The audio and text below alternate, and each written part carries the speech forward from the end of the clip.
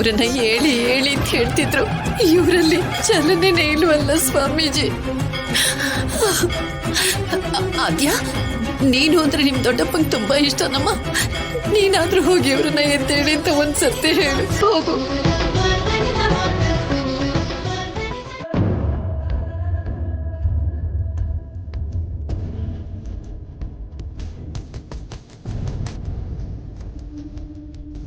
ದೊಡ್ಡಪ್ಪ, ನಾನು ನಿಮ್ಮ ಆದ್ಯ.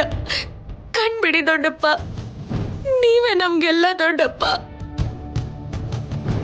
ನಿಮ್ಗೋಸ್ಕರ ಮನೆಯವ್ರು ಮಾತ್ರ ಅಲ್ಲ, ಹೊರಗಡೆ ಇಡೀ ಊರೇ ಕಾಯ್ತಾ ಇದೆ.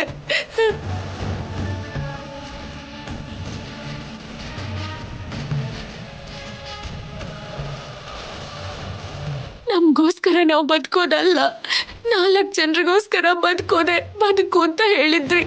ನೆನಪಿದೆಯಾ ದೊಡ್ಡಪ್ಪ? ಎದ್ದೇಳಿ. ಈಗ 4 ಜನರ ಜೊತೆ ಇಷ್ಟು ಜನ ಬದುಕ್ಬೇಕು ಅಂದ್ರೆ ನೀವು ಬದುಕ್ಬೇಕು ದೊಡ್ಡಪ್ಪ. ಎದ್ದೇಳಿ ದೊಡ್ಡಪ್ಪ, ನಿಮಗೋಸ್ಕರ ಅಲ್ಲ, ನಮಗೋಸ್ಕರ ಎದ್ದೇಳಿ ದೊಡ್ಡಪ್ಪ. ಪ್ಲೀಸ್ ದೊಡ್ಡಪ್ಪ, ಎದ್ದೇಳಿ ದೊಡ್ಡಪ್ಪ.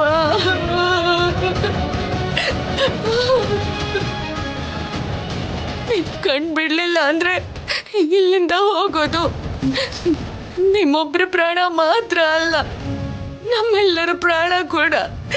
ಎದ್ದೇಳಿ ದೊಡ್ಡಪ್ಪ, ಎದ್ದೇಳಿ.